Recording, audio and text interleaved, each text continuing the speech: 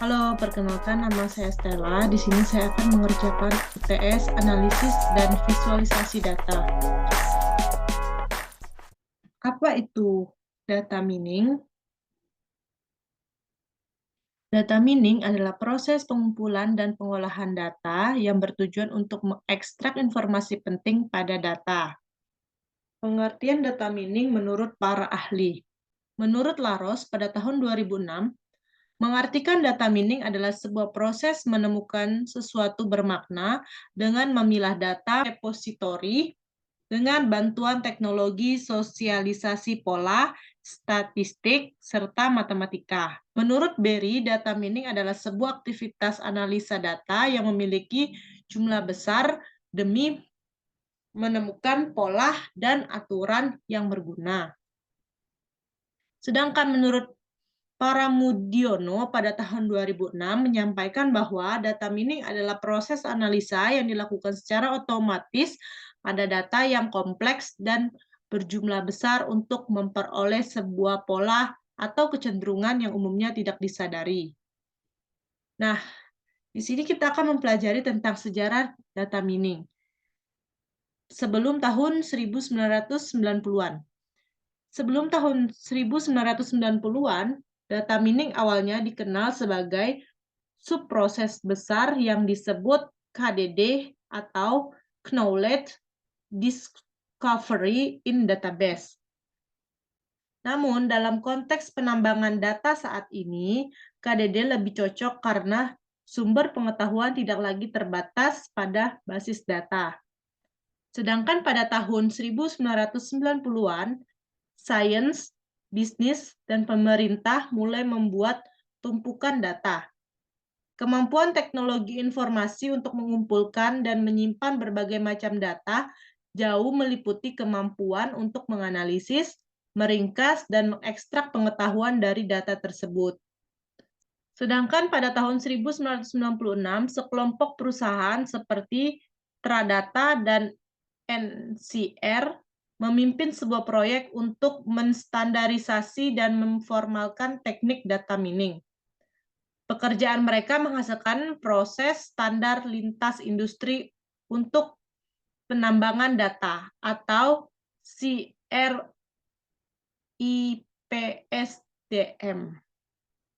Kemudian di awal 2000-an, perusahaan web mulai menyadari kekuatan data mining dan praktiknya masih berjalan hingga sekarang. Data mining merupakan disiplin ilmu yang mempelajari metode untuk mengekstrak pengetahuan atau menemukan pola dari suatu data yang besar. Ekstraksi dari data ke pengetahuan. Data, fakta yang terekam dan tidak membawa arti. Sedangkan informasi, rekap, rangkuman, penjelasan, dan statistik dari data. Pengetahuan, pola rumus, aturan, atau model yang muncul dari data. Nama lain dari data mining, diantaranya Knowledge Discovery in Database atau KDD, Big Data, Business Intelligence, Knowledge Extraction, Pattern Analysis, Information Harvesting.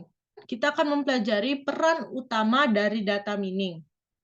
Yang pertama ada estimasi, di mana menerka sebuah nilai yang belum diketahui dan label atau kelas yang digunakan bertipe numerik.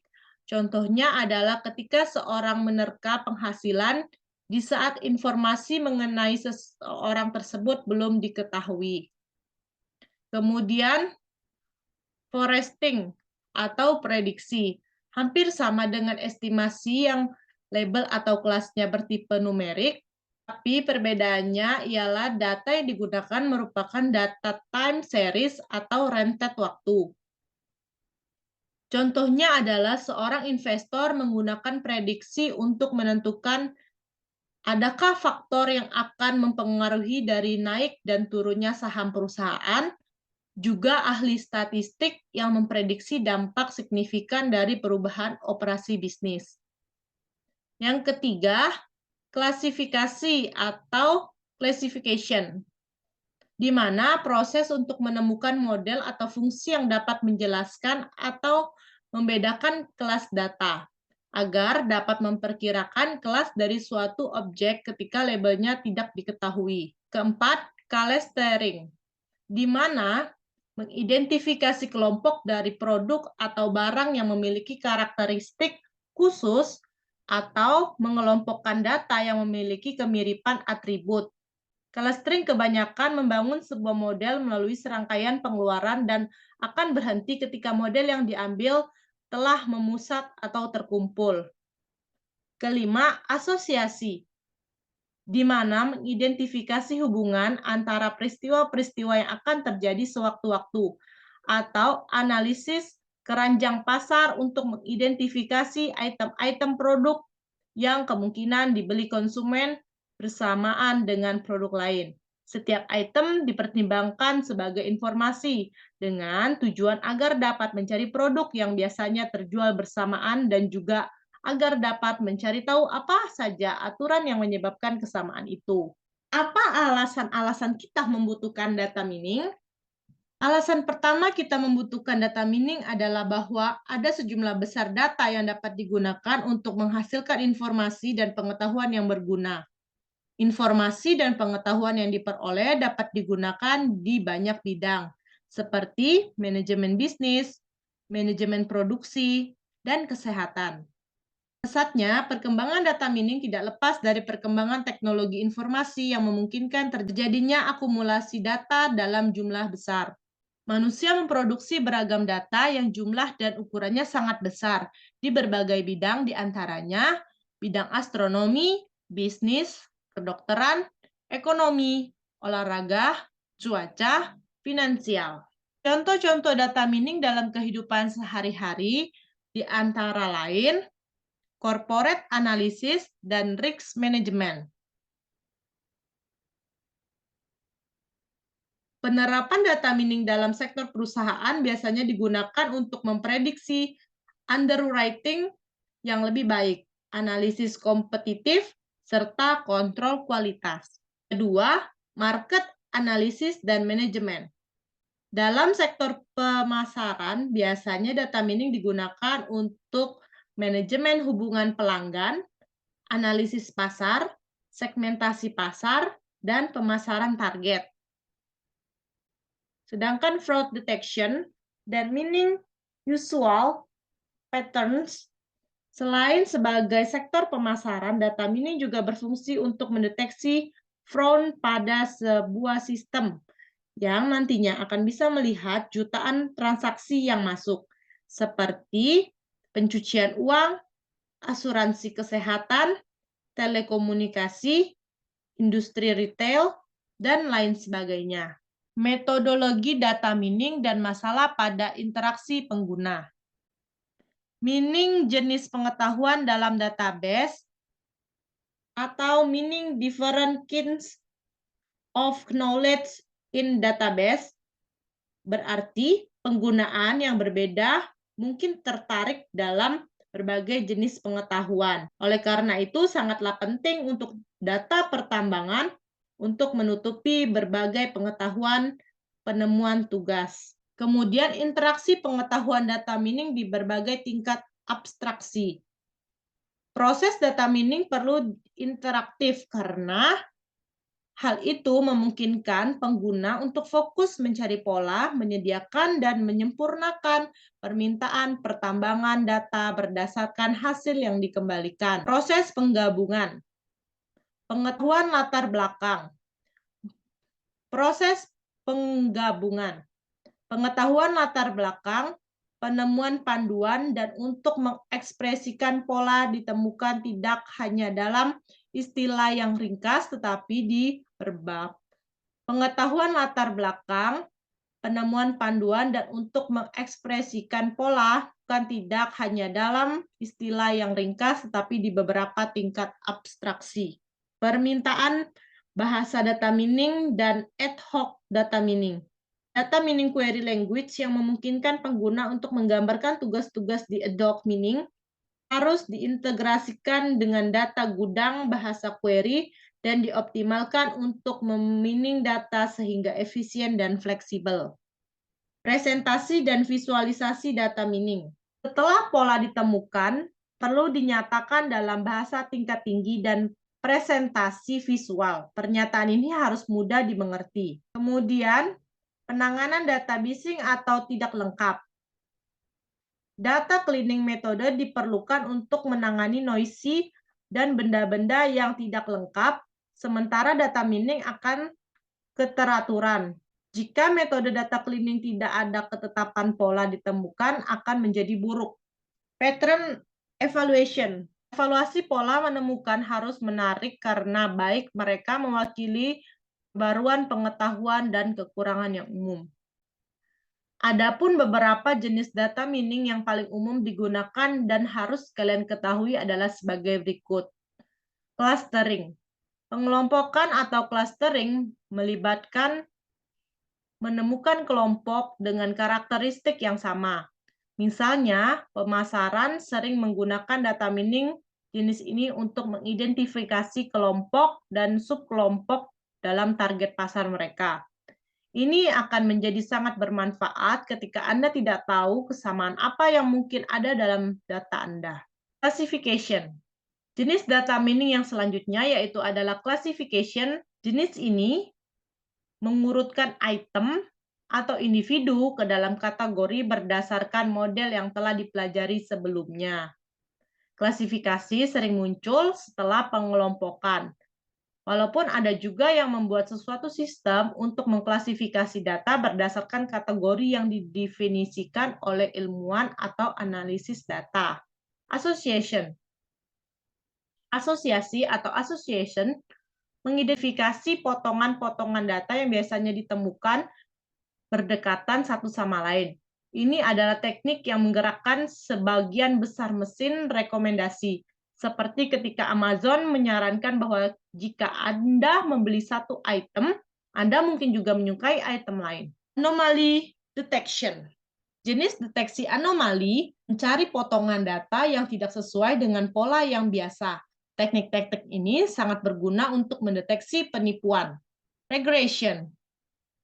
Regresi adalah alat statistik yang lebih maju yang umum dalam analitik prediktif. Ini dapat membantu pengembangan media sosial dan aplikasi smartphone meningkatkan keterlibatan atau yang biasanya lebih dikenal dengan istilah ejectment. TRIPS DM. Pada tahun 1996 lahirlah salah satu standar proses di dunia data mining. Kemudian disebut dengan the Cross Industry Standard Process for Data Mining. Cross Industry Standard Process for Data Mining adalah salah satu model proses data mining yang awalnya dibangun oleh 5 perusahaan, yaitu Integral Solution Ltd, Teradata, Daimler, HG, NCR Corporation, dan OHRA. TRIPS DM memiliki beberapa tahapan, di antaranya Business Understanding. Ini adalah tahapan pertama dalam TRIPS DM dan termasuk bagian yang cukup vital. Pada tahap ini membutuhkan pengetahuan dari objek bisnis, bagaimana membangun atau mendapatkan data, dan bagaimana untuk mencocokkan tujuan pemodelan untuk tujuan bisnis sehingga model terbaik dapat dibangun. Kegiatan yang dilakukan antara lain menentukan tujuan dan persyaratan dengan jelas secara keseluruhan, menerjemahkan tujuan tersebut, serta menentukan pembatasan dalam perumusan masalah data mining, dan selanjutnya mempersiapkan strategi awal untuk mencapai tujuan tersebut. Yang kedua, data understanding. Secara garis besar untuk memeriksa data, sehingga dapat mengidentifikasi masalah dalam data. Tapi ini memberikan fondasi analitik untuk sebuah penelitian dengan membuat ringkasan dan mengidentifikasi potensi masalah dalam data. Tahap ini juga harus dilakukan secara cermat dan tidak terburu-buru, seperti pada visualisasi data yang terkadang sangat sulit didapat jika dihubungkan dengan summary datanya. Jika ada masalah pada tahap ini yang belum terjawab, maka akan mengganggu pada tahap modeling. Yang ketiga, data preparation. Secara garis besar, untuk memperbaiki masalah dalam data, kemudian membuat variabel tahap ini jelas membutuhkan pemikiran yang cukup matang dan usaha yang cukup tinggi untuk memastikan data tepat untuk algoritma yang digunakan. Dan yang keempat, model building.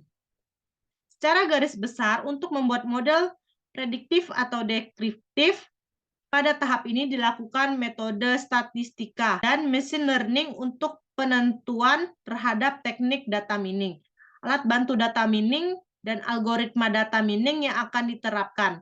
Lalu selanjutnya adalah melakukan penerapan teknik dan algoritma data mining tersebut kepada data dengan bantuan alat bantu. Jika diperlukan penyesuaian data terhadap teknik data mining tertentu, dapat kembali ke tahap data preparation. Yang kelima, testing and evaluation. Merupakan interpretasi terhadap hasil dari data mining yang dihasilkan dalam proses permodelan pada tahap sebelumnya. Evaluasi dilakukan terhadap model yang diterapkan pada tahap sebelumnya dengan tujuan agar model yang ditentukan dapat sesuai dengan tujuan yang ingin dicapai dalam tahap pertama. Kemudian yang terakhir ada deployment. Deployment atau rencana penggunaan model adalah tahap yang paling dihargai dari proses CRISP-DM. Perencanaan atau development dimulai selama business understanding dan harus menggabungkan tidak hanya bagaimana untuk menghasilkan nilai model, tetapi juga bagaimana mengkonversi skor keputusan dan bagaimana untuk